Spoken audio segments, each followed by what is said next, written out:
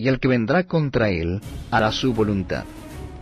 Y no habrá quien se le pueda enfrentar, y estará en la tierra gloriosa, la cual será consumida en su poder. Versículo 16.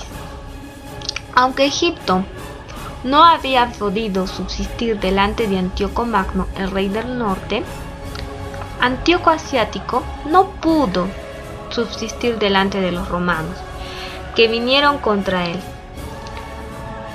No había reino que pudiese resistir a la potencia naciente. Siria fue conquistada y añadida al Imperio Romano, cuando Pompeyo, en el año 65 a.C., privó a Antíoco Asiático de sus posesiones y redujo a Siria a la condición de provincia romana. La misma potencia se había de destacar también en la Tierra Santa y consumirla. Los romanos se relacionaron con el pueblo de Dios, los judíos, por alianza en el año 161 a.C. Desde entonces, Roma ocupó un lugar eminente en el calendario profético, pero no adquirió sin embargo jurisdicción sobre Judea por conquista efectiva hasta el año 63 a.C. Al regresar Pompeyo de su expedición contra Mitridates Eupator, rey del Ponto, dos competidores, hijos del sumo pontífice de los judíos en Palestina, Hircano y Aristóbulo, se hallaron luchando por la corona de Judea. Su causa fue presentada a Pompeyo, quien no tardó en percibir la injusticia de las pretensiones de Aristóbulo. Aristóbulo, penetrando los verdaderos sentimientos de Pompeyo, se apresuró a regresar a Judea, armó a sus súbditos y se preparó para defenderse vigorosamente, resuelto a conservar a toda costa la corona. Pero éste se arrepintió de su conducta, salió al encuentro de Pompeyo y procuró arreglar los asuntos mediante la promesa de someterse por completo y darle grandes sumas de dinero. Pompeyo aceptó y envió a Gabino con un destacamento de soldados para recibir el dinero, pero cuando aquel lugarteniente llegó a Jerusalén, encontró las puertas cerradas y se le dijo desde la cima de las murallas que la ciudad no ratificaba el regalo. Entonces Pompeyo encadenó a Aristóbulo y marchó inmediatamente contra Jerusalén con todo su ejército.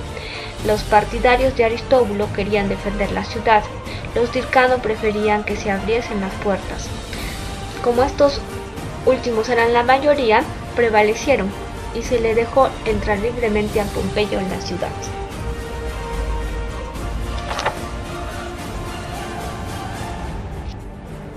Afirmará luego su rostro para venir con el poder de todo su reino, y hará con aquel convenios, y le dará una hija de mujeres para destruirle, pero no permanecerá ni tendrá éxito. Auletes murió en el año 51 a.C.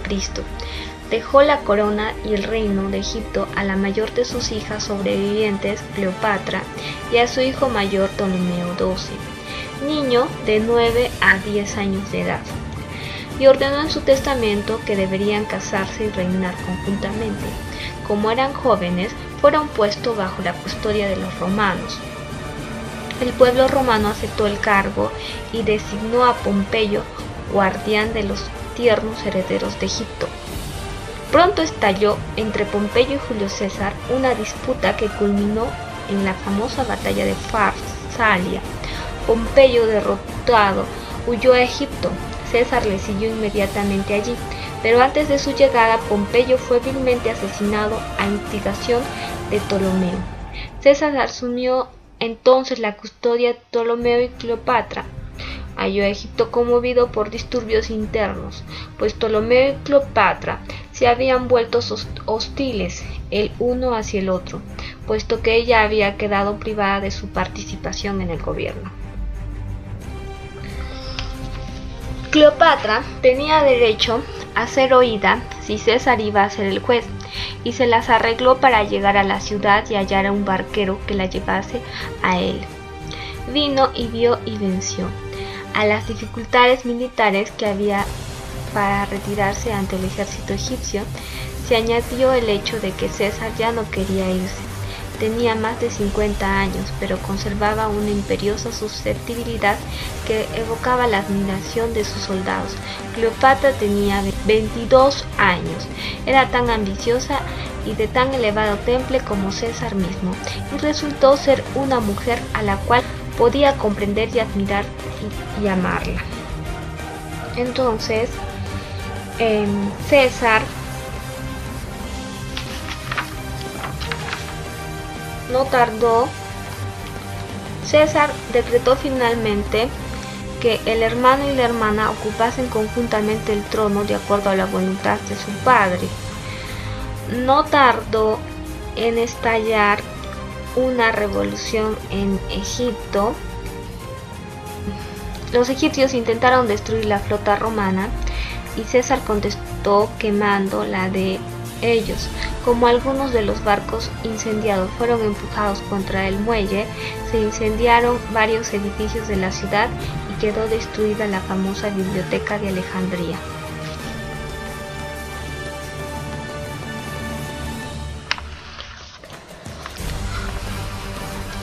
Una hija de mujeres para trastornarla. ¿Qué significa? Esto se refiere al hechizo de la reina que le hizo quedar a Julio César en Egipto mucho más tiempo de lo que requerían sus asuntos. Pasaba noches enteras en banquetes y fiestas con la reina disoluta. Ahora también dice, mas no estará ni será por él. Más tarde, Cleopatra se unió a Marco Antonio, el enemigo de Augusto César, y ejerció, o sea, Marco Antonio, todo su poder contra Roma. Volverá después su rostro a las costas, y tomará muchas. Mas un príncipe hará cesar su afrenta, y aún hará volver sobre él su oprobio. Versículo 18.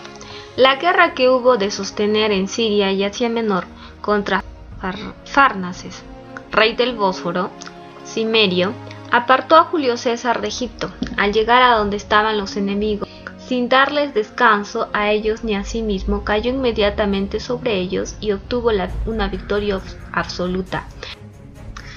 Ahora también dice, y tomará muchos, mas un príncipe le hará parar su afrenta. Algunos la aplican a un momento anterior de la vida de César y creen ver su cumplimiento en su disputa con Pompeyo, pero otros acontecimientos anteriores y subsiguientes en la profecía nos obliga a buscar el cumplimiento de esta parte de la predicción entre la victoria de César sobre Farnaces y la muerte de César en Roma, que se presenta en el versículo siguiente.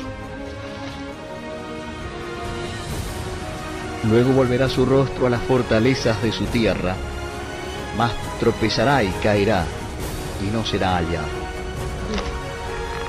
Julio César, de quien se dice que había ganado 50 batallas, tomado 1000 ciudades, no cayó en el fragor de la batalla, sino que fue muerto en el Senado por sus amigos y conocidos, y también por algunos que había salvado. Entonces así tropezó de repente y cayó, y no apareció más en la historia, ¿no? Murió en el año 44 a.C.